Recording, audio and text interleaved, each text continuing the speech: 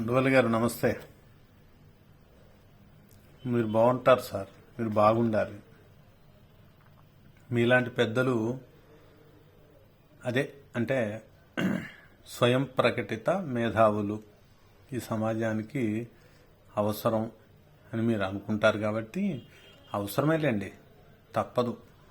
ఎందుకంటే అసలు మొత్తానికి మేధావులు లేకపోతే సమాజం ఏమైపోద్దో. ఏ మేధావులు లేని కాడ స్వయం ప్రకటిత మేధావులు అవసరం బాగుంది, ఉంటుంది.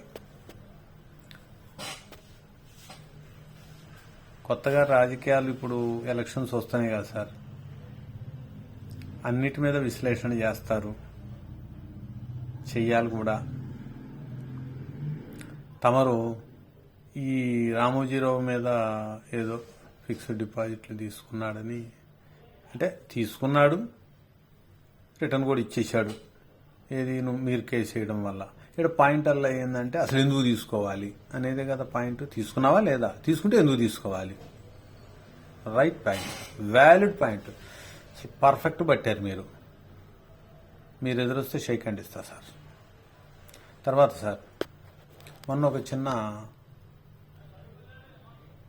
దాన్ని ఏమంటారు ఇంటర్వ్యూలో ఒక వ్యాలిడ్ పాయింట్ చెప్పారు మీరు. జగన్మోహన్ రెడ్డి సంక్షేమ పథకాలు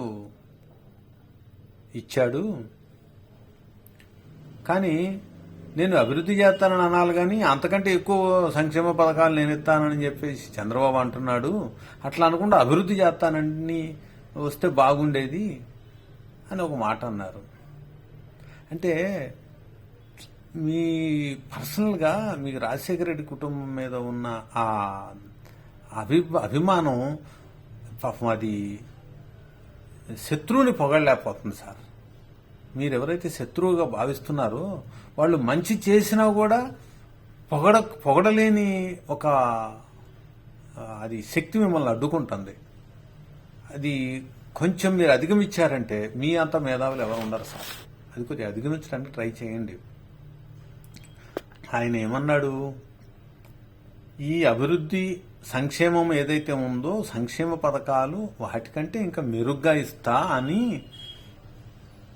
అభివృద్ధి మటుకు నేను చెయ్యను, ఓన్లీ సంక్షేమమే చేసుకుంటూ పోతాను అని ఏమీ అనలేదుగా సార్. అభివృద్ధి కూడా చేస్తానన్నాడు, పోలవరం పూర్తి చేస్తానన్నాడు, అంటే అభివృద్ధే. అమరావతి చేస్తానన్నాడు, అంటే అభివృద్ధే. పరిశ్రమలు తెస్తానన్నాడు, అంటే అభివృద్ధే. 20 లక్షల ఉద్యోగాలు ఇస్తానన్నాడు, అంటే అభివృద్ధే. ఇవన్నీ కనిపించట్లేదా సార్? రోడ్లు వేయించుకోవాలి, అన్ని ఏరియాలకి కాలేజీలు, పాఠశాలలు, మెడికల్ కాలేజీలు, యూనివర్సిటీలు ఎన్నో తెచ్చుకోవాలి, ఎంతో చేసుకోవాలి. వచ్చిన డబ్బులను వచ్చినట్టు పంచుకుంటా పోతే, వడ్డీలు కట్టుకుంటే ఎట్లా సార్? మరి అప్పు ఎట్లా తీరుద్దు సార్?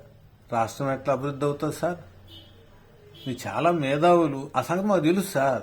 ఎందుకంటే మేము ఇంటర్వ్యూలు చూస్తుంటే అబ్బా ఇంత మేధావి ఏందిరా బాబు ఈయన అనిపిస్తుంది. ఇప్పుడు ఇంకోటి ఉంది సార్,